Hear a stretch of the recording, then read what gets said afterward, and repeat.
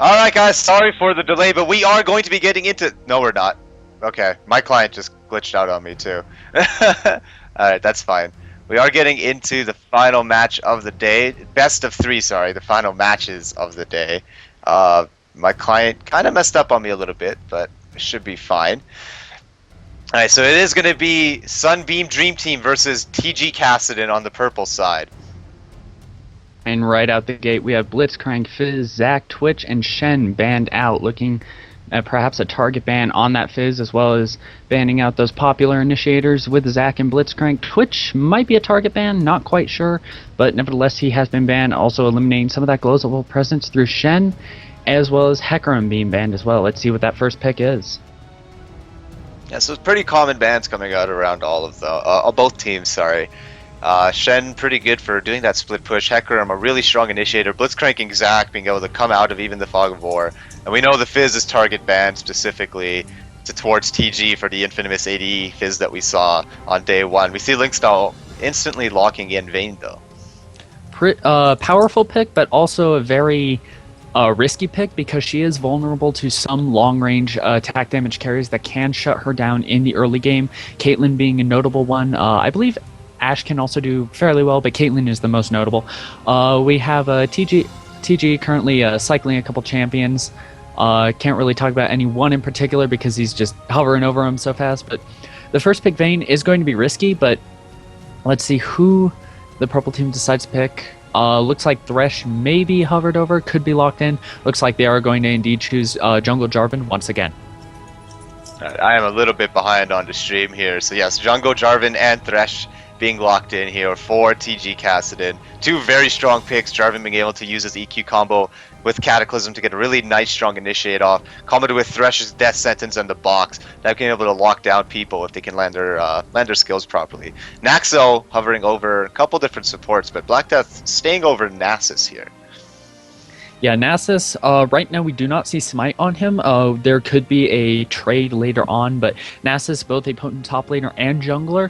If he does jungle, then there's going to be some significant objective control, but okay, he switched to Viger there for a minute and back to Nasus. But if the Janna pick does go through, I can see this being a very safe lane for Vayne because Janna has a multitude of disengages. And of course, right as I start talking about her, he switches to Sona.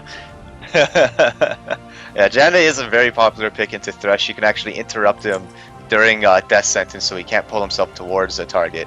So it is a popular pick, but it does look like they're going to be going with that Sona. Get a little bit of that early game poke burst damage, as long as the great initiation tool with Crescendo. And Nasus is also being locked in for Sunbeam Dream Team. And right out the gate, Kurama picks up Riven, which is a fantastic way to counter the Nasus top lane. She has a multitude of... Riven is essentially an AD caster, combining Broken Wings, Key Burst, and Valor. Because of all of those skills, and especially since Broken Wings and Valor give her movement, Wither is not going to affect her nearly as much as other top laners. So she is a fantastic pick into Nasus, be it whether he's a top laner or a jungler. She can escape him extremely easily. Perhaps more so if Nasus will be top lane, because then she can essentially mitigate the consistent threat. But that was a very fast lock-in. I think Kurama knows what he's doing with this top lane. Yeah, Kurama has been getting banned out from her Riven for a couple of games now. They are going to be also be choosing Draven for that team. So they have a lot of early game potential here in this team with the Draven and the Riven. Lots of snowball potential coming out from that. Now, something interesting to note is that Vayne currently does have Ghost and Smite, meaning that somebody is going to trade in. It could be Nasus, so don't rule out the fact that Nasus might be jungling or top lane. Right now, two hovers on Heimerdinger and Malzahar. I doubt these are RDX is just messing with me. We've had this conversation before. Gotcha. I'm pretty sure RDX is going... This is just my guess. RDX is going to go Ahri, yeah, and then Malphite on Disparity. I knew it. Yeah, so RDX has been getting banned out on his Ahri for a long time. I didn't want to say anything because at this moment we are live. The players can hear us, but I was suspecting Ahri to be locked in at that moment. Disparity has been playing a lot of Malphite in this tournament and has been doing extremely well with it. Also a very good pick into the Riven, so if he is going top lane, which I do believe he will be, Riven does have a little bit of a tougher time against Malphite because he's just so innately tanky and has so much base armor. Yeah, and Right now, it's Malphite is currently carrying teleport. Again, there could be some trades going on. It's going to be a toss up on who goes top lane, be it Nasus or Malphite. I think Malphite will have an easier time against Riven, so I think he's going to be the one going top lane. But aside from that, we know it's going to be Ahri mid, Vayne Sona for the blue team. Looks like Jarvan is probably going to be jungling here, and Draven Thresh a very potent burst lane. This is going to be a very aggressive lane out of the purple team. We have, of course, Riven top and Diana mid, so a lot of damage coming out for the purple team. They really want to get in the face of the blue team and just start shredding them down. What I do want to point out here, TG Kassadin has gone for an extremely snowbally, kind of early mid, kind of early late game phase team. They don't have a lot of strong late game scaling in terms of this team composition. Lots of single target, lots of very squishy champions, lots of people who just fall off late game, including Draven and Riven. Although Draven's damage output can be pretty substantial later into the game, they're not quite as strong as what a Vayne can put out, per se, or the initiation tool that can come out from a Malphite, or just the farm that Link style can get onto the Nasus and just doing huge damage with Siphoning Strike. Yeah, and though the purple team does have quite a bit of initiation, something to note is that the blue team actually has quite a bit of self-peel. Ahri through her ultimate, and Vayne simply through Final Hour, being able to stealth and tumble all over the place. There's also a lot of appealing for the team via the Nasus Wither, the AoE power chord, or crescendo out of Sona, and of course the unstoppable force out of Malphite. So there's a good mix of both selfish peel and team peel for the blue team. So if they can kite out TG, then I think they're going to have a pretty easy time with this game. Now that the players are getting into their loading screen as we're delaying, we can talk a little bit about summoner spells here. Disparity, taking teleport, not too big of a surprise on him. He tends to always take teleport onto his Malphite. And we've seen how absolutely deadly he can be with that. Turning the tides of big fight and absolutely snowballing, especially with a Vayne in the bottom lane. If you can get a teleport down into one of the bottom bushes, get a good unstoppable force onto the Draven, and picking up a good kill on the bottom lane, Vayne can snowball out of control from that point. Yeah, and this is actually a very heavy attack damage based composition from the purple team. So Malphite is going to want a lot of armor. It's going to essentially come down to Diana to help shred down Malphite, unless either Riven or Draven get a very fast Brutalizer or Last Whisper, because Malphite scales very well with armor. He's going to be shrugging off the hits of Draven, Riven, and Jarvan like no tomorrow. So it's going to be up to Diana to help break down the rock, and it's going to be, I think it's going to be a bit of an uphill struggle for the purple team if the blue team can cement an early game advantage. But the later this goes, if they can shut down Vayne, purple team should have a relatively easy time if they can land their initiations properly. Yeah, absolutely. There is a good mix of damage actually coming out from Sunbeam Dream Team. Malphite doing a little bit of magic damage. Disparity is known for building just a tiny bit of AP on his Malphite. RDX on Ahri with the magic damage and true damage on the return of Orb of Deception. And then physical damage and true damage coming out from Vayne, physical from Nasus, and then magic coming out from Sona. So there's a good mix here. I would say that a Runic Bulwark is going to be extremely beneficial for TG Kassadin as soon as they can in this game. Yeah, the Bulwark is going to be essential. I would not be surprised, honestly, to see Malphite get an Abyssal Scepter to help synergize with Ahri. And to a lesser extent, I suppose, Sona's Crescendo, but that'll depend entirely on what Sona's build is. We saw last game, I believe it was the support Nami actually rushed a Cage's Lucky Pick to assist not only in trade, to help assist in trades with the extra AP. So Sona is a very potent poke champion. We may see the same out of her, but it'll be, time will tell, essentially. So AP on Malphite will actually help with those initiations, get some good burst damage off. So we may see an Abyssal Scepter, we may see a Zanya's. I'd be really excited to see a Zanya's, honestly, on Malphite, because the Golden Rock is always something to be feared. But a little bit of extra AP will be good for them, because they're going to be very reliant on Vayne. Depending upon how Nasus' farm goes with that Siphoning Strike, he is jungling, so he's going to be more reliant on a tanky route. So a lot of the damage is going to come from both Vayne and Ahri. So having Malphite in there to help with the auras of the Abyssal Scepter would be a great boon to the blue team. Yeah, and we are going to be heading into the game here, guys. Going to be doing our skin intimidation factor as I click on spectate because my client glitched out on me. Getting into the spectate mode as well. Gonna have to see what's going on. Just a moment, guys. As we get started, there we go. Okay, my client has There been it is. acting funny all game. It's been kicking me out of lobbies and crashing on me. It's acting a little bit strange. All right, there we go. So on the blue side, we do have I don't even remember, Sunbeam Dream Team. I'm just gonna call them Sunbeam. Sunbeam on Yeah. the blue side, whereas we have TG Kassadin on the purple side here. And looking at skins, Dread Knight Nasus, Dragon Slayer Vayne, Foxfire Ari, always glad to see that one, and Shamrock Malphite, celebrating St. Patrick's Day. And then on the purple side, Warring Kings Jarvan, Deep Terror Thresh, Soul Reaver Draven, Battle Bunny Riven, and Dark Valkyrie Diana. We have all 5 skins. One of them, sorry, I believe 2 of them now, actually. I believe Soul Reaver Draven has also gone up in price. Both of them are $13.50 now, if I'm not mistaken. I believe you're correct with the prices, but I am not a Draven player, so I haven't even looked at the skins. But interestingly enough, I do believe Sona is the only one here without a skin, but it's Sona. She's probably showing enough skin in the default photo, so go with what you want, people. And Shamrock Malphite, no longer available for purchase, was a St. Patrick's Day skin for a limited time. I believe 2010. Don't quote me on that. I'm probably wrong. Probably around 2010. Yeah, that is a rather old skin there. Disparity looks like he's going back to the good old days, but Shamrock Malphite, a good favorite just because he's nothing but green. Nothing but green coming out. All right, just finishing up loading here. We are going to be heading right into the game. All right, so we'll take a look at the poll results here. We do have a 75% poll result for TG Kassadin, 25% for Sunbeam Dream Team. We will see how this game comes out. Thanks for voting, guys. All right, so game is currently getting underway. Standard openings coming out for junglers and 180 carry right now, picking up a Doran's Blade. A lot of pings going down for the blue team. I think they want to cover each river entrance, make sure the red team cannot invade their jungles. Ari's starting up with the Doran's Ring, getting that early AP health and mana restoration on each of her basic attacks. She is very mana reliant in the early game. Diana, conversely, opening up with that Crystalline Flask. As always, Crypture seems to like that Flask opening to try to get through the laning phase until he can get just enough points in Crescent Strike to start dealing some potent harass. Yeah, we see TG hanging around their front red bush. Looks like they're pinging down over towards blue side banana bush. Linkstyle can see them. Damascene Standard being dropped down into the middle bush there. Just a ward being placed down, and they're going to back away from it. Doesn't look like they want to go in for an invade.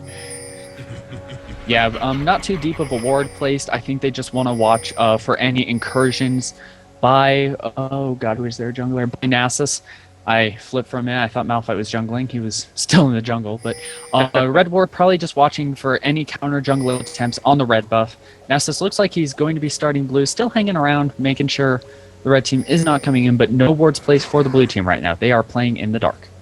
Yeah, it doesn't look like we're going to see any crazy lane swaps going down. Riven is hanging out near the top lane. Yeah, Draven is going back down to bottom. So we will be seeing very standard lanes coming out here. Nothing too crazy, no lane swaps. So everybody's just going to head on over to their buffs. Jarvan looking like he's going to start off red buff. So that tells me he's looking to do an early gank at top.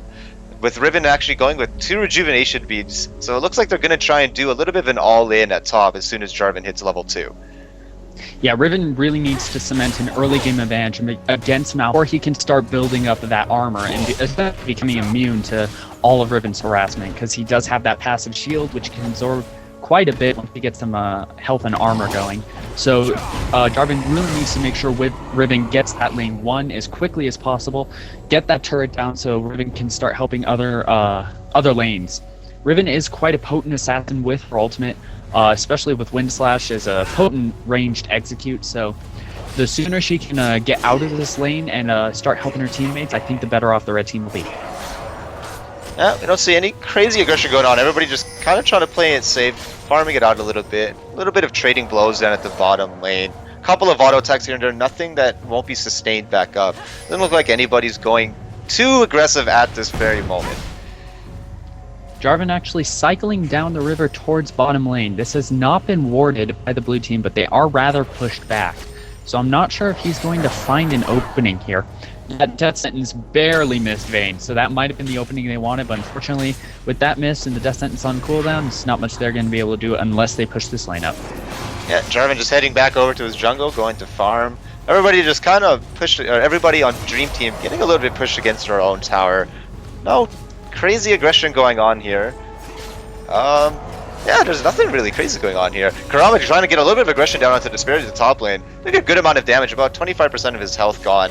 Disparity doesn't seem to mind too much, just gonna chug a health pot and go back to laning. Yeah, actually, he only has a 43 armor right now. Actually opened a Fairy Charm and quite a few potions, so he's looking to survive this lane as well until he can start getting his core items up. Looks like top lane's actually going to be quite a farm fest for right now. Yeah, and as soon as Disparity starts getting a lot more armor, it's going to be a lot trickier for Riven to start getting more aggression onto him, being able to do a lot more damage. So she's going to be trying to assert some early dominance if she can. But with the lane pushed, I'm sure Disparity is going to try to hold the lane on his side and prevent Riven from doing anything she wants to do to him. Yeah, Malphite not the greatest at last hitting under tower, so this aggression by Riven is very well played to help deny as much CS as possible from Malphite. I do believe the CS lead is currently 16 to 15, so actually relatively even. Malphite doing a pretty good job. Riven does have this pushed up. She may be vulnerable to Nasus, who is currently cycling top. See Jarvan hanging out at the bottom bush. It is warded, so they are aware that he's there. Black Death and Naxo just kind of hang out there. The minions walk into the bush, and he knows that it's warded. He's gonna back away from that. Yeah, looks like currently in the mid lane, 25 to 24 CS. Diana, despite being melee, is doing a very good job at last hitting. Ari looks like she's trying to harass as much as possible, but Diana, 52 armor, 50 magic. A lot of aggression go down to top lane for A, coming down onto Black Death, and Black Death actually just backing away from that.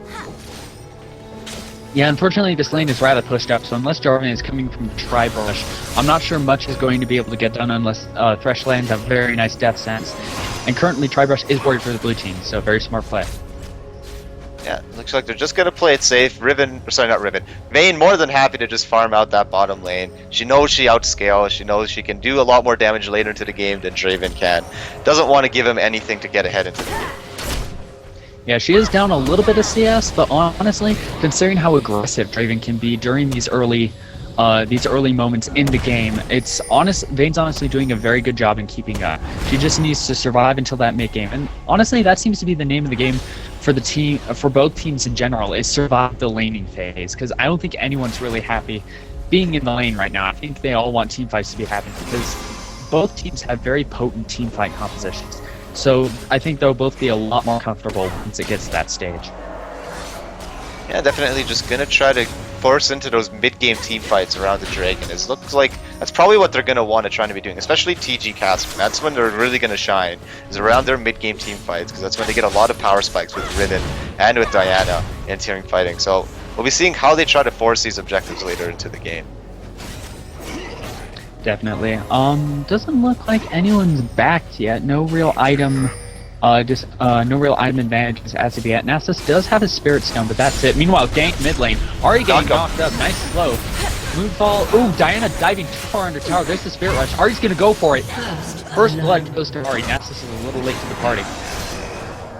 Yeah, that was a great turnaround coming out from RDX there. Actually managing to land a charm as Lunar Rush was being used under the tower. Huge amounts of burst damage come down. He used Ignite and then used Spirit Rush to finish her off as she tried to retreat. And there's Ari's mobility speaking wonder. She has a brilliant amount of self-peel. I believe she actually Spirit Rushed back to her tower, which is why Diana was overextended. And then from there, she used a perfect combination of Ignite and for Remain charges of Spirit Rush to chase in and get that first blood. So great play by Ari. Everybody just kind of heading back to their farming. Sorry, hang on, I'm trying to take a look at the CS links. My client is still being a little bit weird. There we go. RDX actually going back. First pickup of a needlessly large rod. So he is going to be a bit of a scary threat in comparison to Diana only being able to buy Sorcerer's Shoes. So this is going to be a little bit of a scary lane. He also has a 10 CS advantage over her at the moment as well. The wonders of First Blood landing you a needlessly large rod 7 minutes and 43 seconds into the game. Top lane Riven has used her ultimate, applying some pressure to Malphite, but as you can see, he didn't take a lot of damage during that exchange. So he's just kind of sitting it off, letting that health potion chug, and he's just gonna let this farm out and let Riven do her thing. Top lane's really just gonna be a farm fest, who gets the most CS, and I think there's gonna be a lot of jungler influence up here. Yeah, they're going to try to get one of the lanes ahead. If Riven can get ahead in this lane, it would be very good for her. Riven actually opting to go for a Tiamat build. So gonna be trying to just keep that wave push. Maybe try to deny Malphite some CS under tower as long as he can. Yeah, with especially most notably in the mid lane, I would not be surprised to see a Negatron cloak first out of Diana. One, because of the instant needlessly large rod pick out of Ahri, and two is that it will build into that Abyssal Scepter. So I will take back what I said about Malphite getting the Abyssal. I think it might be Diana simply for lane survivability. Farm does miss 1 Foxfire, 2 Foxfire, lands on Jarvan. Now, meanwhile, Dragon game taken by the blue team. Very fast Dragon. Nasus' ultimate, very good at shredding down those neutral monsters. Yeah, they've just they've had a pink ward down there. It was a free dragon to take. Nasus popping down his ultimate, able to take down that dragon extremely quickly. There was no vision, so TG has no idea that it has happened. Yeah, blue team's warding is actually very good right now. Ward topside for Ahri to watch for jungler. Ooh, charm landing. I'll get back to that in just a second. Diana bursted down to half health.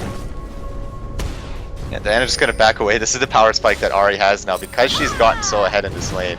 Diana just going to head over and take her blue buff. Jarvan actually dropping down pretty low to the blue buff. She's just going to back away now. A little bit of health left. Not too scary, not looking for it to get executed in his jungle. It's a good thing Nasus wasn't attempting a counter jungle on that blue buff because that might have been some free kills. Jarvan playing it a little risky there, but knows his limits, was able to get out of there with a sliver of health and got Diana her blue buff. Yeah, so everybody's still playing relatively safe. Linkstar just clearing out some of the wards in the middle river. There is still a pink ward for Dream Team over there. Another pink ward coming down to Tribrush for TG though. They're just having a little bit of a vision war around this bottom lane, trying to maintain as much vision control as they can. Yeah, Riven, meanwhile top lane, Riven actually going a very interesting item, grabbing a Tiamat, which is interesting on her, especially considering she's very reliant on her abilities, but her passive, the Runic Blade, is going to give her quite a bit of extra damage, and I do believe the Tiamat damage is going to, I think some of that damage is based into the Tiamat, so interesting pickup. She's going to be really trying to burst down Malphite as quickly as possible, uses main tools as she can to get his HP down just as fast as possible. So interesting pickup. Could see a fast Ravenous Hydra. I'm surprised we haven't seen a Brutalizer out of her, considering Malphite has picked up a Cloth Armor and a Giant's Belt, but it looks like she just wants some flat damage right now. Now we see what's it? Jarvan hanging around the mid lane here. RDX playing a little safe. He doesn't have vision there. Just trying to be a little bit cautious. I think he's just got a little bit of an instinct knowing that something is up, just by the way the players are playing. Linkstyle heading down mid, helping out RDX push this lane, getting it over to the tower. Yeah, Diana losing quite a bit of CS here. Here comes Jarvan. Cataclysming Nasus. He's caught. Ahri Spirit rushing in, but look at that damage. Nasus forced to use his ultimate. Meanwhile, kills a bottom lane, but Ahri picking up the kill on Diana. Yeah, that was another great turnaround. They were trying to fight an Ahri who's much farther ahead of their mid laner, and it's not working out too well. Diana opting to pick up her Negatron Cloak. Now definitely going to be going for that Abyssal Scepter, trying to help her survive much longer in this lane. A lot of aggression going down onto Jarvan as well, dying behind his tower with a great combo coming out from Ahri using all of her skills. She is dealing so much damage right now thanks to that needlessly large rod and Doran's lead. Doran's ring. I tried to combine blade and ring there. Wow. 3-0 right now, so, and that is also a mid turret, so significant gold lead, 17k to 12k, 11 minutes in. Yeah, we actually see Riven heading down over here. Linkstyle and RDX are pretty low, but they are going to be able to get away. Kurama not really going to be able to catch up. Actually, RDX just hanging on to side. Kurama looks like he does want to go for blood here. RDX might be getting a little bit caught. He doesn't have Spirit Rush. Flash going down. RDX taken down very low. Kurama is getting slowed down by Wither. Doesn't really seem to be able to catch up. Trying to use all of his abilities to catch up. Uses Wind Slash. Doesn't quite be able to catch up. That was a flash burn for him, though. Yeah, flashing over the charm, great play, but unfortunately Nasus' Wither just too much. Riven was not able to get in range for that Wind Slash. Meanwhile, I believe they are calling out a ward. Jarvan actually using his Dragon Strike to circumvent the blue, well, I thought it was a blue team ward, but he's just circumventing into the brush. Looks like he wants to try to catch Vayne and Sona, but unfortunately, they're not there. Yeah, just going to push out this lane and try and deny some of the creeps at the tower. They are going to be trying to get their tower advantage back. Crypture pushing out the mid lane as fast as he can as well. Ahri on her way back, though, will be able to stop that push from going down. Vayne and Sona returning to lane. Vayne already has her Blade of the Rune King, so expect quite a bit of aggression out of her. Meanwhile, 3 in bottom lane, pushing that turret as hard as they possibly can. They want to take this turret down, deny lane some of her safety. Death Sentence landing on Vayne. She's going to try to heal off that Blade of the Rune King. tons of damage going out on Draven. He's going to fall easily, and thanks to Vane's Night Hunter movement speed, she's going to easily chase down Jarvan. Silverbolts picks up the second kill. Crescendo going down on Thresh, staying him in place for just a minute. The Lantern going to give him a little bit of a shield, but nice power cord to slow him down. And I do believe Sona is going to pick up this kill. Missing the death sentence on the golems, and that was essentially a death sentence for Thresh right there. Sona picking up the kill. Yeah, that was actually a teleport coming down from Disparity. It was not expected. They don't have any vision in that bush, so they had no idea he was coming in. He used Unstoppable Force, managing to lock them up, and then being able to clean up the rest of the kills with the combination of everybody else's abilities. Meanwhile, mid lane, a ton of aggression going down. Great exchanges between Ahri and Diana, both extremely low, though keep in mind that Ahri was indeed diving under that tower for Diana. Riven was proxying the creeps between the tier 1 and tier 2 turrets, but she is going to be returning. Bot lane turret taken down by Vayne. So tower advantage is now in the blue team's favor, as well as a flawless game right now, 8-0 for the blue team. Yeah, this is looking extremely good for Dream Team right now. This is going exactly the way they want it to. They want their late game characters to get fed, get ahead early on, even though they have, sorry, that what's it called? TG Kassadin has a lot more early game power. They are not getting the power that they want. They're not winning the fights that they need to be winning. And so it's looking extremely good for Dream Team right now. Yeah, it's almost a repeat of last game where attempting to shut down Vayne in lane is not working out. I'm actually rather surprised that she's doing as well as she is right now, especially considering Draven has been in that lane. Draven, a notoriously effective early game duelist who can shut down a lot of AD carries with those spinning axes. Blue team currently taking another free dragon. Not warded, but Thresh has spotted it.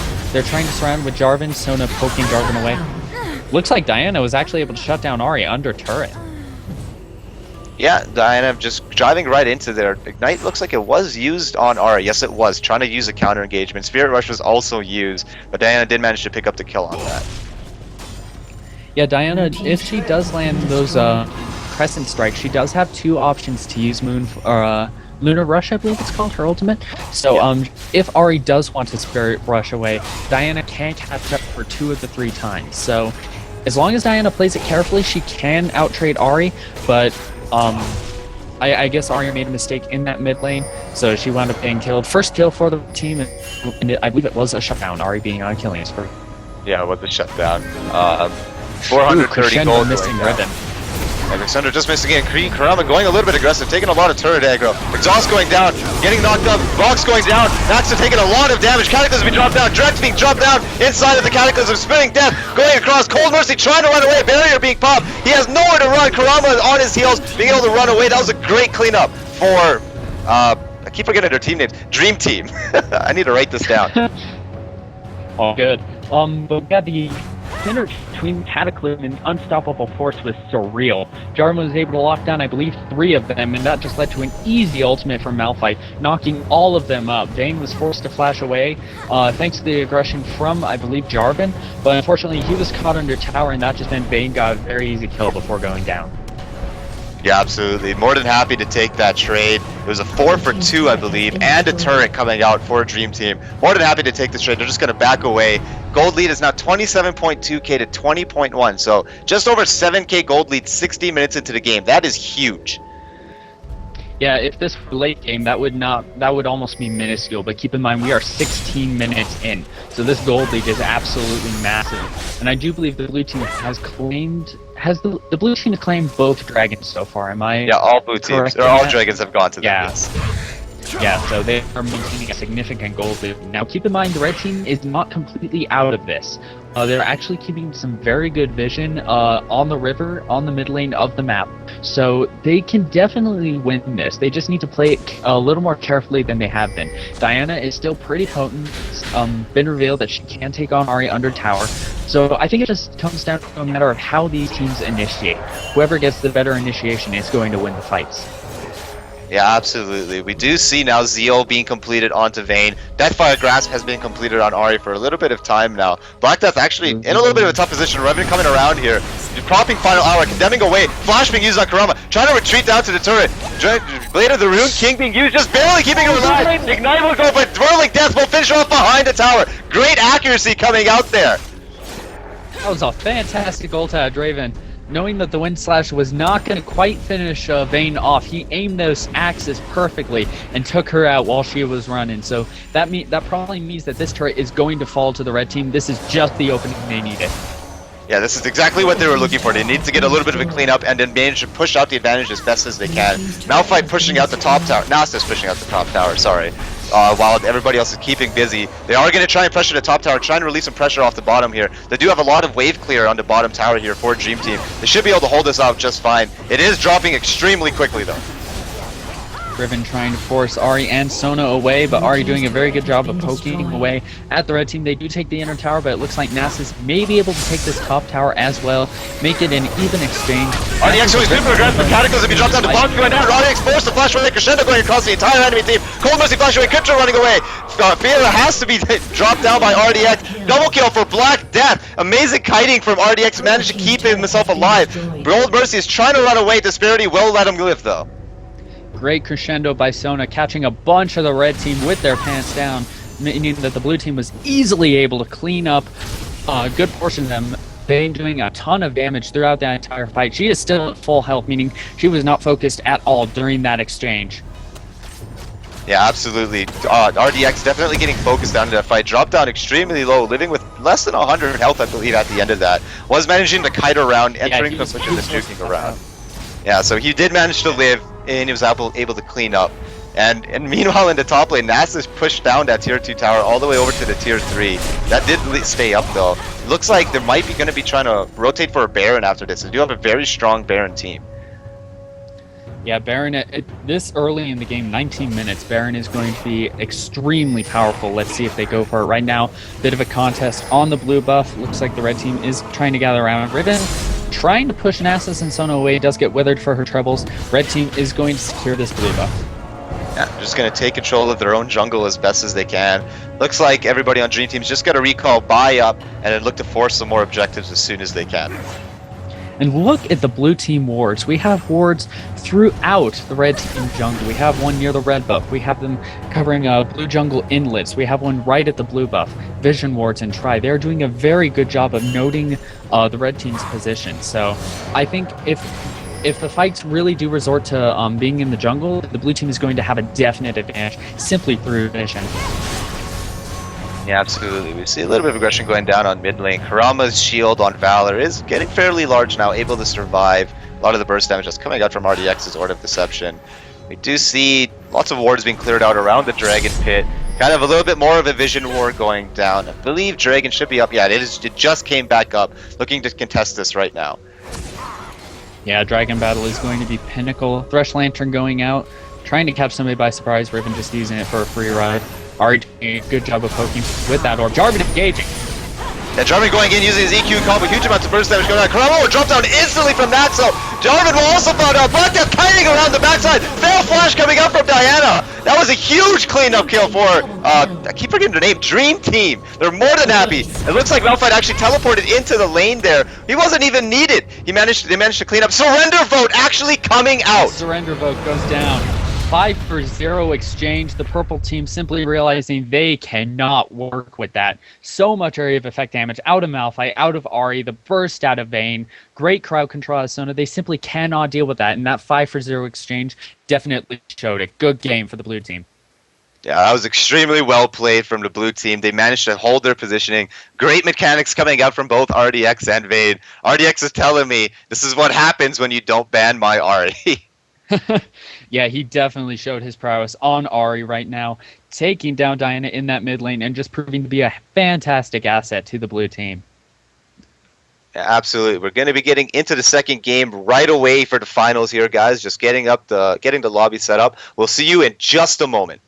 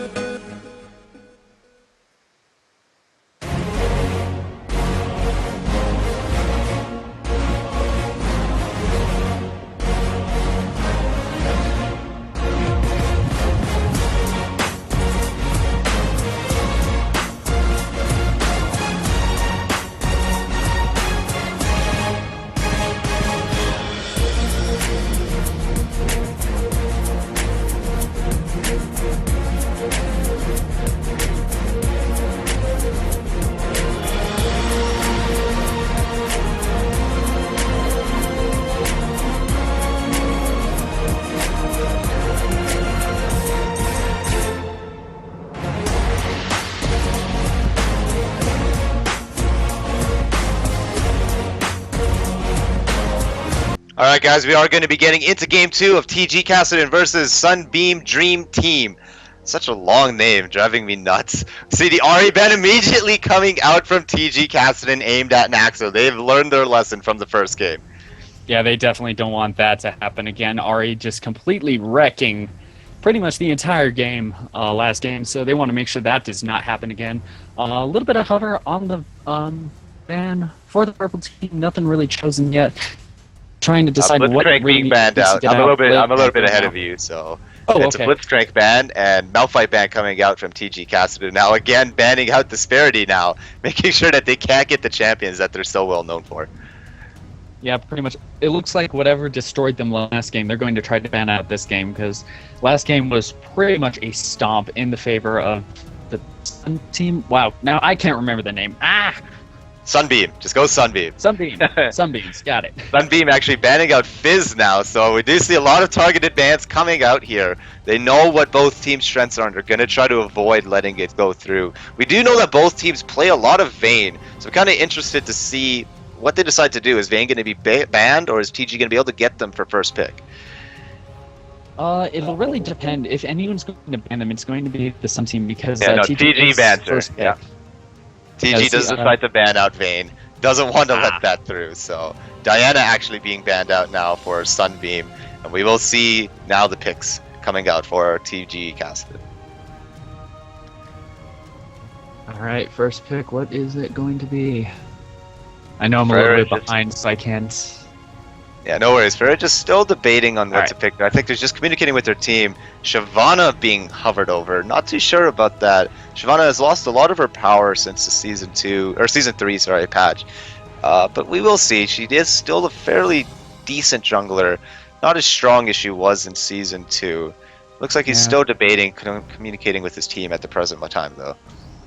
Yeah, Shyvana did get a minor buff to her Flame Breath. It can now hit all targets and does allow her auto attacks to shred maximum health in percent, of course. But even so, considering the lack of crowd control she brings, especially as a jungler, I'm not sure if this is something they want to lock in if they want to cement a early game lead through ganks. Yeah, they do lock in Jarvan, and then Linkstyle insta-locking that jungle Nasus again. We could see how much objective control he had with that Nasus. Black Death hovering over Thresh. Very popular support pick. Looks like that might also be locked in as well. Jarvan and Nasus, both pretty much the pinnacle junglers for a lot of teams right now. Both of them offering quite a bit of objective control and gank potential, so not surprised to see them there. I don't think there was really much room for the bans, but then again, the team seemed rather comfortable with the picks, so I think they're perfectly fine working around that. Thresh also being locked in. Yeah, Thresh has been locked in, so we will see what TG Kassadin's response is. Ezreal being hovered over for Cold Mercy here. Drex still debating on what to choose. We will see what's coming out. Vayne has been banned, so the late game hyper carry will not be in this game. And it'll be interesting to see if Ezreal is locked in, what iteration of build he goes. Because we saw last game Ezreal go up against him, or 2 games ago, Ezreal go up against Vayne attempting to blue Ezreal a little bit, but unfortunately wasn't able to deal enough game damage to stop Vayne from snowballing to victory. And I believe it was a game yesterday, we actually saw an Ezreal build traditional AD carry do extremely well, just through raw attack damage, building just like any other standard carry would. So it'll be interesting to he goes like he's locked in, Nami being covered as well. Yeah, Nami being locked in with Ezreal. Tristana being locked in for Naxo now. So Tristana is one of those laners that can actually do extremely well against an Ezreal. She doesn't have to leave her minion line too often to be able to do damage. Especially as she levels up, she gets longer and longer range, so she doesn't have to leave the safety of her minion line. Twisted Fate also being locked in now for RDX. I'm actually a little worried about the Tristana pick, because although he does have an escape through Rocket Jump, Jarvan, since he is very gank oriented, will probably be spending a lot of time in the bot lane. Tristana does have that explosive shot, which normally is max first. Unfortunately, explosive shot forces the lane to be pushed. So while this does live for an aggressive bottom lane and can help shut down Ezreal, this also opens the gates for Jarvan to come in and help shut down Tristana. So I'm a little worried about this pick. We'll have to see how it plays. Yeah, we see Nunu being locked in now. That's probably going to actually be a top lane Nunu, from what I suspect. They do already have their jungler. It could be a top lane Jarvan. Maybe they're just trying to mess with us. But I suspect we might be seeing a top lane Nunu. We do see a lot of not the most common picks coming out from TG. Zillion even being hovered over here. So again, coming out with those not so traditional picks. No, he does go back to Zed. So we will have a Zed and a Nunu coming out for TG Kassadin. Yeah, I've seen both Nunu and Zed have the potential to go mid lane. Nunu has quite a bit of sustain, so it'll be interesting to see which one he decides to go to. Zed, of course, very good at shutting down Twisted Fate. AD Assassin's very good at shutting him down. He is very squishy. But Twisted Fate isn't really known for winning his lane as opposed to winning other lanes through that combination of Destiny and Gate. So we're going to have to see a lot of global presence out of the purple team. I would not be surprised to see... Well, actually, there's Zach. So hovering over Zach right now, some great initiation potential. Yeah, Zach actually being locked in for Disparity. That will be a top lane Zach, though. Does look like we are going to be keeping with the jungle Jarvan and Kurama running a top lane Nunu. An extremely, extremely annoying lane. And I can't think of anybody who actually enjoys facing that lane. Really hard to beat, but we will see how this plays out for them. I think the only iteration where Nunu would enjoy a lane would be if he was facing another Nunu. And or he was Nunu bot and would just laugh all game. But Nunu top is extremely annoying with that consume. Being able to just heal up whatever harass he wants to. If he's up against an auto attacker, Ice Ball will reduce that attack speed. If he wants to gank, Ice Ball reduces movement speed. And of course he has that Blood Boil to increase his own movement speed and that of an ally's. Yeah, absolutely. Also, probably going to be seeing a lot of AP be coming out, so Absolute Zero going to be absolutely devastating to see if he can land a good Empire ultimate inside of a bush without anybody knowing. We'll see how this team strategy plays out. They do have an extremely strong jungle fighting team with the Nunu, the Nami Tidal Wave, Jarvan's EQ and Cataclysm, and True Shot Barrage being able to come out across all of that while Zed is picking off a target in the back line. Yeah, Nunu for the blue team actually has quite a bit of build diversity because Jarvan is definitely going to be building tanky, whereas Zed is going to be assassin. So Nunu is going to have to build an interesting mix of ability, power, and tank if he...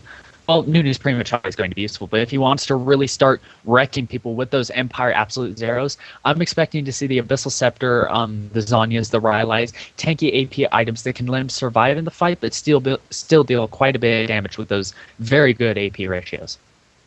Yeah, absolutely. Meanwhile, on Sunbeam's side, we have an extremely tanky front line with Thresh, who just gets innately tanky as he gathers more souls, Disparity coming out on Zac, and then Nasus just building tanky in the jungle while still getting a lot of damage out from his Q. We also have a really strong mid-game potential coming out from RDX to help kind of with Tristana's lacking mid-game, notorious for having an extremely bad mid-game as all of her skills scale off of ability power, except for her Q, which is an attack speed steroid. So all of her damage tends to fall off a little bit during the mid game until she gets a lot of her items coming out. So we do see a really good mix of team power coming out at different stages of the game coming out from Sunbeam. Yeah, and the biggest cushion to Tristana's mid-game right now is actually Twisted Fate. Because of that Destiny and Gate, she doesn't have to worry too much about straight-up 2v2 matches. She can instantly turn that into a 3v2 the moment Twisted Fate decides to teleport in. So that's probably the biggest cushion that she's going to get to make it to her late game, to make it where she has that insane attack range and all of her items, but she does have to still be rather careful. Yeah, absolutely. So we will see how this lane matchup plays out.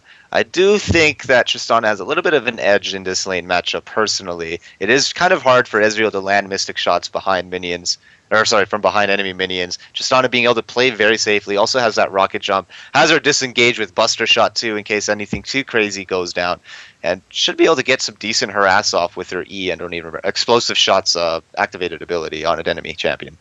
Yeah. And some more great synergy between Tristana and Twisted Fate. A gold card can easily land into a rocket jump buster shot, which force either Ezreal or his support Nami further into the lane, further preventing their escapes. So if they can pull off a combo like that, it is almost guaranteed kills the moment Twisted Fate decides to teleport down. Excuse me, sorry about that. Yeah, so we do see like a lot of potential to kind of help out with Tristana's. Tristana has a decent early game, able to farm out fairly safely. Does have that weak mid game. We do see that RDX will be able to help her out with that, though. I do think that a lot of the attention is going to be focused down onto bottom lane, helping get that Tristana extremely ahead as early as possible. Unfortunately, spending time in top lane against Nunu is probably not going to lead to the best of results because Nunu is just so survivable in lane with that consume. So here we are getting into the game. I'm going to go ahead and start spectating right now. There we go. So we'll be getting into the skin intimidation factor as soon as I see everybody connected on my screen. All I see right now is Rocket Girl Tristana. There we go. Rocket Girl Tristana, Dread Knight Nasus, Underworld Twisted Fate coming out for Sunbeam Dream Team. Meanwhile, TG Kassadin has Warring Kingdoms, Jarvan, Koin Nami, Pulsefire Ezreal, and Shockblade Zed. So I'm four really sad skin. to not see Nunu bot. Yeah, I would have loved to see a Nunu bot. That would have been two legendary skins and an ultimate skin. So yeah, that would have been pretty awesome to see. But we do see Underworld Twisted Fate, probably one of my favorite skins in this entire game. Really regret not picking that up last Halloween. Yeah, I can't believe I didn't pick that one up either. I actually played Twisted Fate quite a bit, but I didn't really like the concept of the skin. And then, of course, I saw it in game after the sale had ended and thought, oh, that looks like a cool skin. I think I'll get it. Wait, nope, denied. Too late, yeah. I really wish I wasn't. I really wish I did spend the time to go and get that skin, but too late now. I'll forever regret it in my heart. So looking at the final moments for the game to get underway, So here, let's take a look at these teams' level 1 compositions here.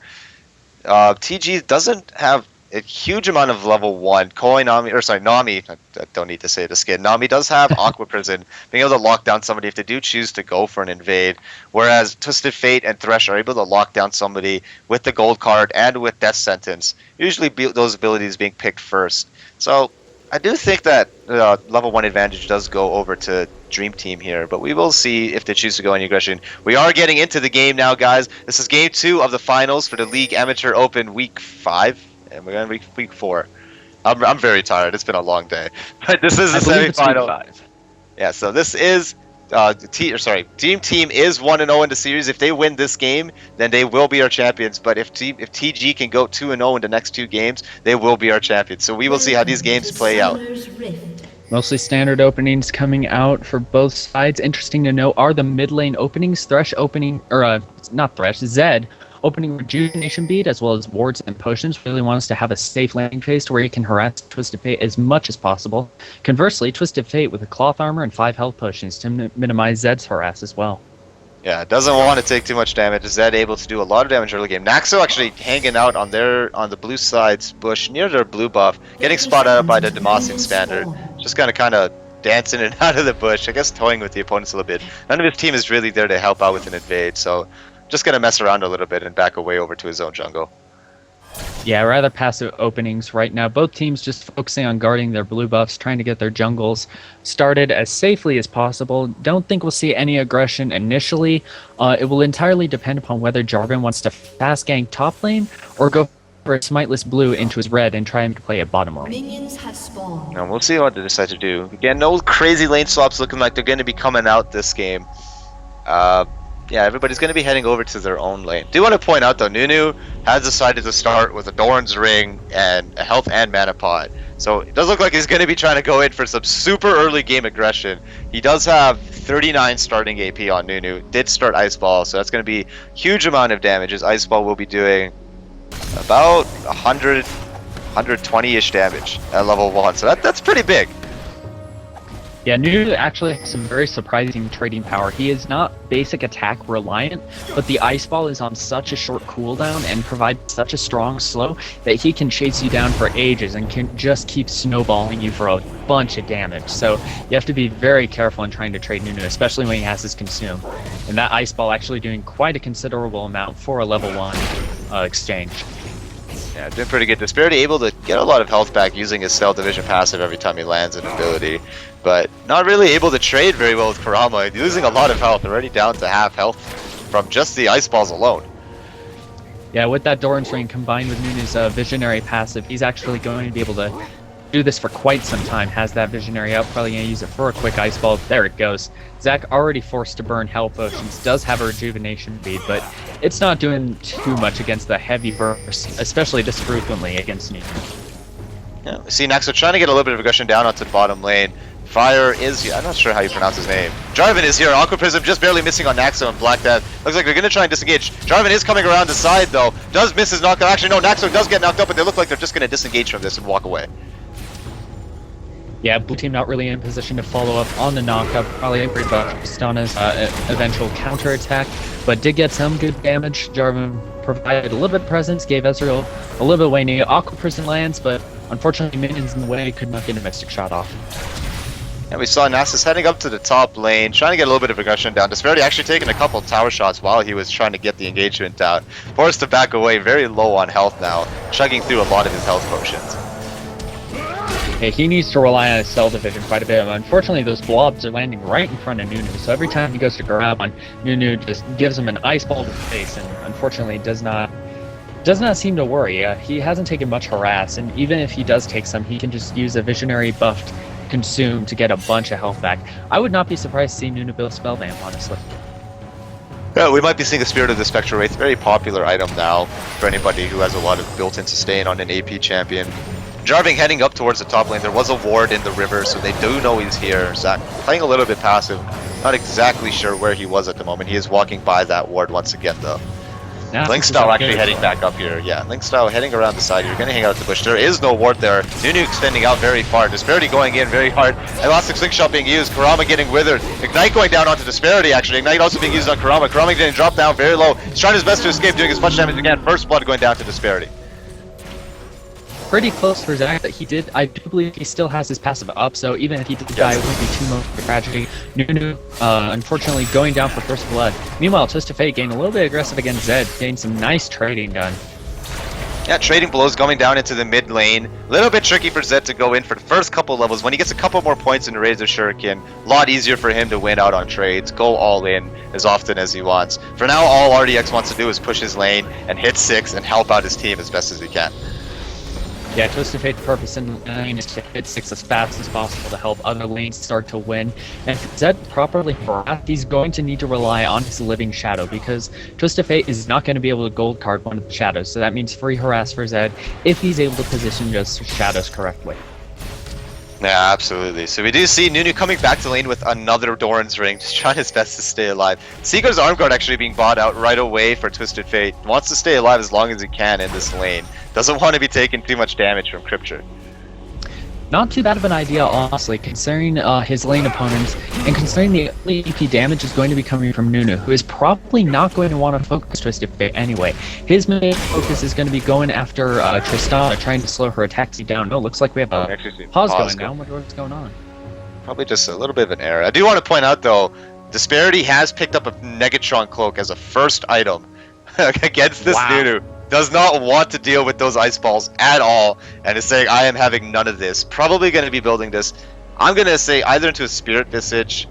I think it's going to be a Spirit Visage, personally. I don't think he's looking for too much damage. Naxo disconnecting. So yeah, we'll be getting him back here as soon as we can. He was having some client issues a little bit earlier. But yeah, I do think it's probably going to be a Spirit Visage, but I wouldn't be too surprised to see an Abyssal. He does have Twisted Fate in the middle lane, and that could definitely help out with the damage output that can come from him as well. Both are indeed viable options. Abyssal giving him the trading power to deal with Nunu, whereas the Spirit Visage will also give him bigger heals off of his cell division. So both items going to be very good at dealing with Nunu, and it'll really depend upon which one scales better into the mid game. If he's going for a more tanky role, I definitely see the Spirit Visage, but if he really wants to leap in there, use Let's Bounce and the Elastic Slingshot to just deal area of effect damage out the wazoo, he's going to want that Abyssal. Yeah, absolutely. We'll see what build path he tries to go. We see Disparity played mostly a tanky Zac in the past, but I mean, anything can change. We do have a very strong AP mid laner in the game who does do an absurd amount of damage later into the game once he starts getting his items. So we'll see what build path he decides to go out on.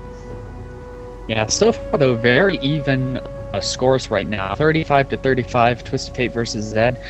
Ezreal leading by only 1 CS versus Tristana, so very even, but despite that, 5 minutes in, red team with a 1k gold lead from that first blood. That was huge. The first blood was a huge advantage coming out for them. Lots of summoners were being burnt, and it does definitely set Nunu behind a little bit. Nunu is not a champion that loses lane. He's an extremely strong laner. His entire kit in terms of laning is designed for him to win lanes and win trades. So for him to be getting set behind is not a position that he's looking to be in.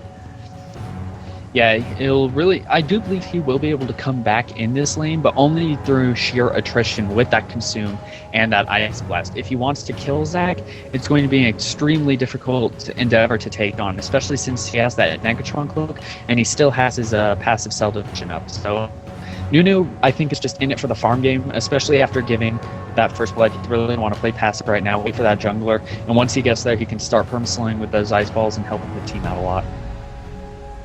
Still working on getting Naxo back in here. It looks like he's just having some troubles. Yeah, he had to reset his modem actually, so a little bit of internet troubles going on at home is what's going on. Should be here pretty quickly. Hopefully it doesn't take him too long. A summoner has reconnected. Yeah, just reconnected right now. There we go. So we should be getting back into this game in just a moment. We'll continue on with Game 2 of the finals of the League Amateur Open. Oh. Excuse me. Ready calls coming out from both teams here. Looks like we're going to be getting the game underway in just a second. There we go. Yeah. Ready teams coming out. We're going to be unpausing. Game will resume now.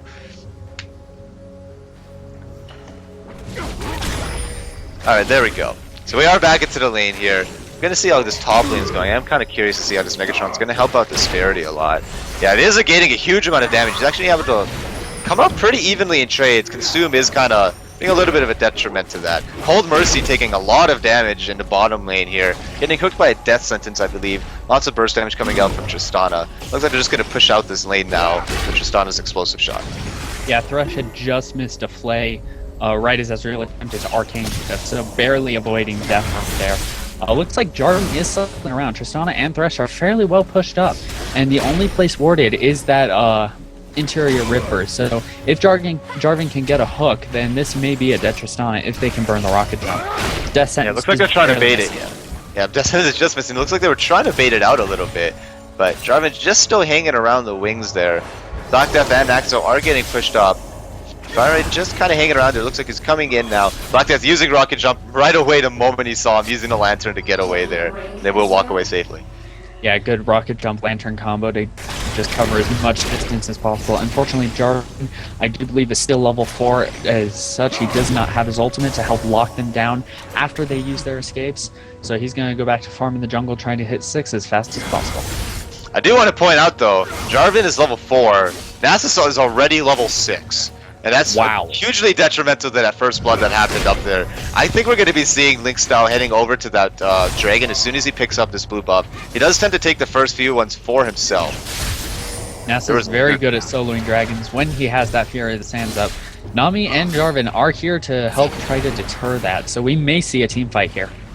Yeah, looks like he's just trying to get them away. Wither going down. Drex actually getting caught down by the Destiny being popped. Naxo taken down. Or sorry, Drex being taken down almost immediately. Our Destiny was already used. Looks like they're just going to pick up this dragon now. They do not have any way to contest this safely. They do have to be very careful though, as Twisted Fate is out of mana. He's going to be relying purely on basic attacks and maybe one pick a card to try to help with this, unless he blue cards the dragon. He's currently cycling the card, does lock the blue card, so he'll have a little bit of mana. Jarvan may be looking for this. Red team gets the dragon. Nasus is very low, so they do have to retreat, but they do manage to cement a 3k gold lead, 0-2. Yeah, that was a pretty free dragon. Nasus being taken down extremely low from the dragon. He was tanking it the entire time. Popped his ultimate at the last second there. Thinking what he was trying to do was actually bait the enemy team into thinking that they could fight, but did just end up popping out. What is his ultimate name? Fury of the Sands, just to keep himself alive and finish off that dragon freely. Yeah, I think he wanted to hold on to that just in case the blue team wanted to engage. Wanted to make sure he had that percent health for champions. But thankfully he did have allies to support him, and as such they were able to take that dragon with very little resistance. Looks like everyone's returning to lane now. Actually, Tristana, a very interesting counter to Nami in that that explosive shot does apply healing debuff. So Nami, when she attempts to heal Ezreal, is going to be healing him for a lot less. So that means trades could go in the red team's favor. It's going to pretty much depend entirely on Thresh and whether he can land those hooks. Yeah, it also depends on when Nami decides to use Ebb and Flow to heal. If she's going to use it to trade or if she's going to use it to heal. If she does use it to heal, she will have to be safe about it. That sentence is just missing out on Cold Mercy. They're hitting a minion instead.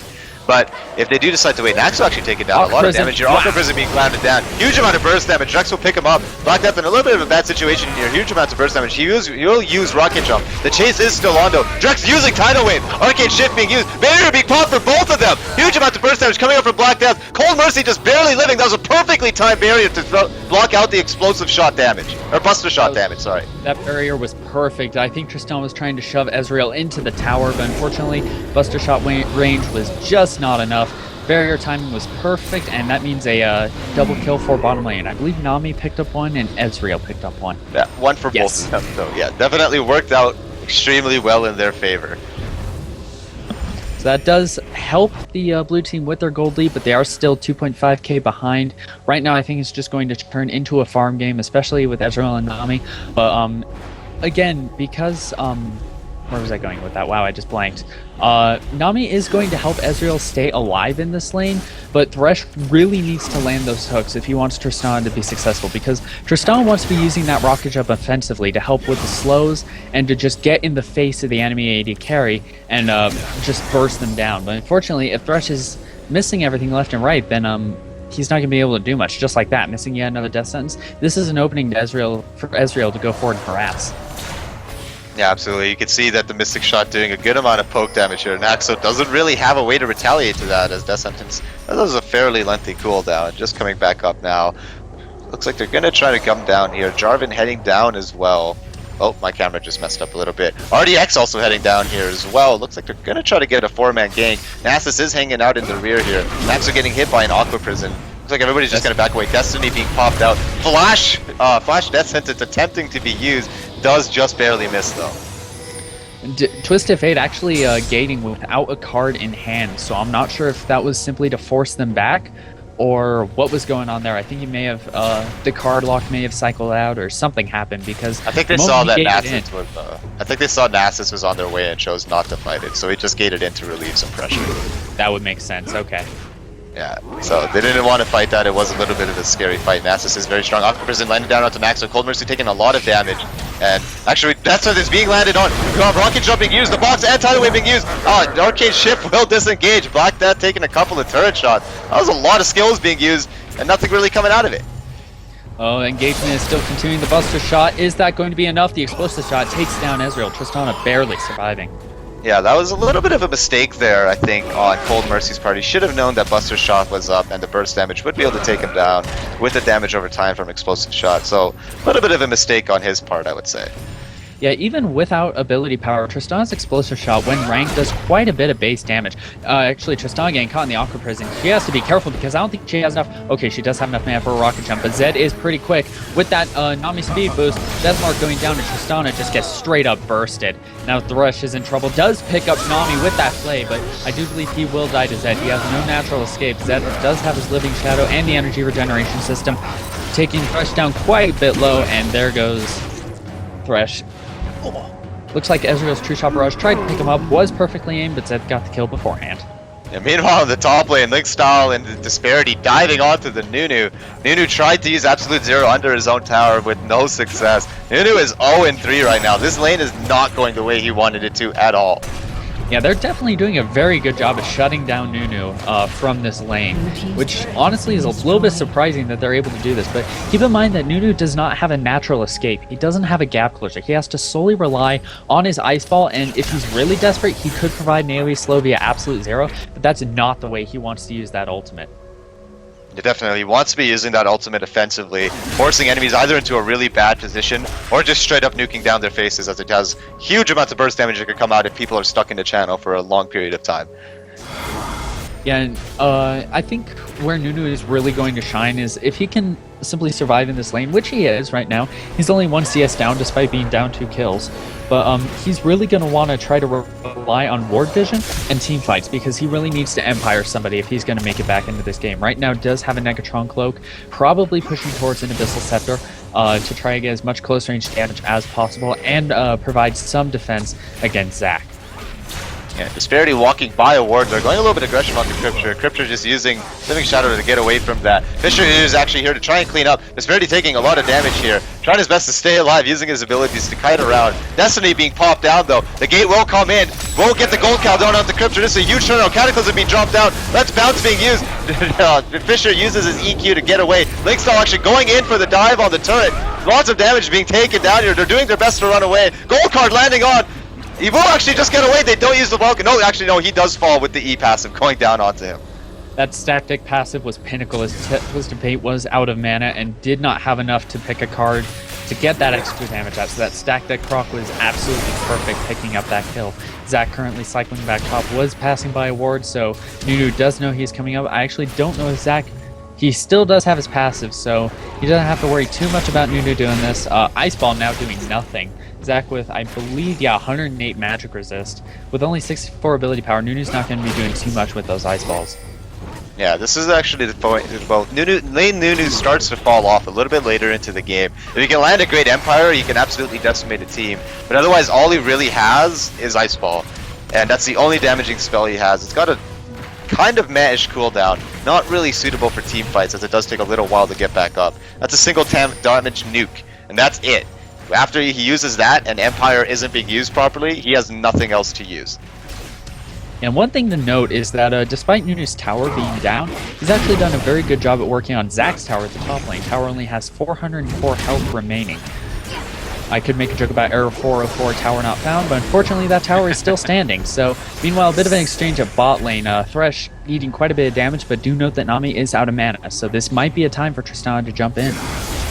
Yeah, looks like they're going to try to do something. Tristana pushing out this lane as fast as she can, actually opting to rush for a Blade of the Rune King. Going to make her an extremely strong duelist as Ezreal is still trying to work on his Bloodthirster. Kurama hanging around the backside here. There is a ward in the bush that Nami is hanging out in. He will get spotted as he walks in. They are going to know he's there. Jarvan also coming around the side here. That bush is also warded. So they know that 4 members of the enemy team are down here. Yeah, I believe there's going to be a big engagement here soon. Ezreal actually just recalled, so this may be the time for Nasus and the rest of the red team to take Dragon, popping that ultimate, and just look how fast that Dragon's getting shredded just by that ultimate. This is going to be a very fast and free Dragon for the red team. Yeah, Fury Descent, I believe, does percent max health damage. Yeah, percent max health damage. Ghost actually being popped down. Gets the Wither down. Gate being used near Kurama there. Walker, gold card being going down. The elastic slingshot doing a lot of damage here. Drex is nowhere to run, trying her best. Tidal Wave being dropped across there. Getting stuck out in the bush. Lots of damage coming out. Inkstown trying his best to do a lot of damage. Black Destiny actually killing down Kurama. Oh, True Shot Barrage barely missing Twisted Fate. He was just barely under that. And unfortunately, Nunu tried to flash for Twisted Fate, but unfortunately died just as he flashed. So, Summoner spell expended for nothing. Tower taken by the red team. Ezreal actually caught a little bit out of position. Nice arcane shift to avoid the knockup, but he's forced to flash. Big engagement going on. The Cataclysm trapping all of the red team. Unfortunately, Jarvan still goes down despite the deterrences. Ezreal dies as well, and now Zed is completely caught out. This is a great exchange for the red team. Ace. That was the first ace of the game. Nami just coming out at the last second. what do we have now? About an 8k gold lead around the 17-minute mark. So that is also a really big gold lead for such a stage in the game. Yeah, red team has done a very good job of maintaining dragon control as well as ganking where appropriate. So they are really starting to push these lanes down. Tristana, very good at sieging towers once she gets some levels and range on her, especially with that rapid fire. She can clear towers in a heartbeat.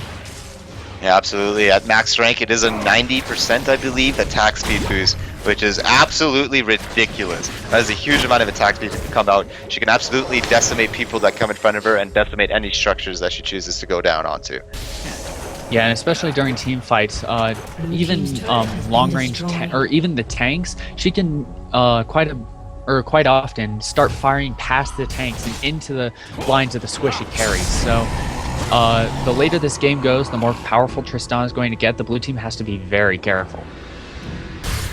Yeah, this is definitely a good position for Dream Team to be in right now. This is exactly where they want to be. They have a late game hyper carry, Tristana, in their hands, and she is getting extremely strong. She is working on her Infinity Edge now, does have the BF Sword and a pickaxe on top of the Blade of the Rune King. She is pretty massive for such a point in the game. Yeah, Zed actually grabbing his Tiamat, grabbing a Brutalizer as well. Twisted Fate actually rushing his Zhonya's. Sorry, hang on. A lot of aggression going down onto the top lane here. Kurama taking a lot of damage. Absolute Zero being popped out, trying to do as much burst damage as they can. Doesn't actually do a lot. Surprisingly, not much damage coming out from a faux channel of Absolute Zero. Yeah, 111 magic resist going down right now. I'm not sure if Nunu is running magic penetration. He may be running something else, but right now he's just not doing damage at all to the health and magic resist prowess of Nasus and Zac. I do want to point out is actually, hang on, we have a little bit of a gank going down here. Deathsun is going down with the direct. EQ coming in, Naxo getting knocked up, Fox being dropped down. Foray taking a lot of damage, Shadowwave going across. Foray almost dropping down to Black Death there. Naxo trying to keep Cold Mercy away. Gank coming down. Looks like they're going to try and interrupt. Cold Mercy will also drop. That was a huge turnaround coming down. Drex has nowhere to run now, just messing around, gonna go recalling a bush, realizing he has nowhere to go, and will just feed off the kill. Nami trying to recall, and the rest of the red team saying, hey, we'll send you back to the spawner our way. Now they're going to be able to push down on this inner turret. I'm not sure if the blue team really has the ability to try to contest this. Meanwhile, Nasus actually getting the top lane turret. Nunu not able to do anything. Nasus just so good at pushing down towers. And unfortunately, Nunu doing a little dance right there, trying to push Nasus back with his dancing prowess. Nasus is going to wind up retreating right now. Yeah, Kurama, I do want to point out about Kurama what I was saying earlier is that they actually get another tower down at bottom. Kurama doesn't have any real items. He has 3 individual items. He has a chain vest, a Negatron cloak, and a giant's belt. He has no major completed items yet. He is not in a position that he's really happy about. Ulting the minion wave right now, getting a free 123 gold. But yeah, right now he's just looking to cover all of his basic defenses. He has the Negatron Cloak for base MR, Chain Vest for base armor, and then of course the Giant's Belt to get a little bit of buffer for those resistances. So he's probably going to try to build, I'm pretty sure, straight tank now, because I think he's realized I'm not dealing enough damage. I don't think I'm going to be able to reach the squishies in time, so I may as well try to peel for my team, dish up as much damage as possible and absorb as much damage as possible before going down. Looks like Zac and Nasus want to go after him yet again. I don't think they know he's in that bush. Link's now checking out the wrong bush, actually. Doesn't really know where he is. Kurama will be able to get away here. Zed getting a lot of aggression down to mid lane. Does use Living Shadow to get away. Death Sentence missing him in the fog of war. Crypto just trying to run away. Doesn't want to get caught out. Retreating back over to his base. Yeah, right now the blue team shifting their focus to the mid lane. They have not gotten a single tower, meaning that the gold lead is very strong for the red team right now. Trying to engage on the Thresh, flashes away. Yeah, and Axel getting a little bit out of position there. Does use his flash on the wall. We will get away safely. That is a summoner spell burnt for them, though. Do want to point out now, Sona has her Infinity Edge. So we have an engagement going down. Frey getting a lot of damage. Let's bounce being used. Gating into the middle of the fight. Getting knocked out by the bubble. Cold Mercy will drop down almost immediately. Frey getting trapped in his own cataclysm. Double kill going down. Box being used on almost nobody, but that was a clean kill. Cryptra has nowhere to run. Black Death will pick up another kill. RDX getting ignited. Kurama flashing away. Drex trying to get away. Living with the skin of her teeth. Nunu has nowhere to run, trying to defend his own turret and will also fall. That was a 4-for-1. Nami barely getting away with her life. Yeah, 4-for-1 exchange. Definitely a win for the red team. Only Twisted Fate going down, and that's because he gated so aggressively. But because of that gate, they were able to lock down Ezreal, prevent him from arcane shifting or doing anything, as Zac and Twisted Fate completely bursted him down. Ezreal did almost nothing that fight. Yeah, Ezreal was pretty much insta-give. He had no chance to do anything. Zac's Let's Bounce managed to hold him down for a long amount of time, enough for his team to come up and clean up the rest of the fight. And that's a 22-minute inhibitor for the red team. That means super minions are going to be spawning in that mid lane, as well as other minions in the other lanes are going to be naturally pushing because they have a stronger health buffer thanks to that inhibitor being down. So the blue team really does have to play this carefully, and because this inhibitor is down, the red team may start thinking about Baron. Yeah, looks like Linkstall is just heading over to the dragon, picking up the 3rd dragon of the game, completely uncontested once again. Link just showing how absolutely dominant he is. True Shot Barrage going down. TD Trevor actually going over the wall. Lots of aggression going down. Fisher trying to get into there. Linkstall actually doing a lot of damage. The bubble will go down, but Predator will drop. Deathmark being used. Crypto has nowhere to run, just trying to survive. RDX will just use the Zhonya's to negate all of the damage from Deathmark. Great use of Zhonya's to negate that damage. That's why Twisted Fate wanted to rush that, because he knew he would be the target of Zed. He did not want to risk being burst down right at the beginning of the fight before he could do anything. That Zhonya's is the perfect answer to the Zed burst damage. Nunu ulting for some reason. I'm not sure what happened there. Oh, looks like his surrender went down. That's why he was ulting nothing. So good game for the red team. That is actually our champions then. We do have Sunbeam Dream Team as our League of Legends Amateur Tournament champions. Congratulations. Great play by them, knowing how to use their champions. Zach doing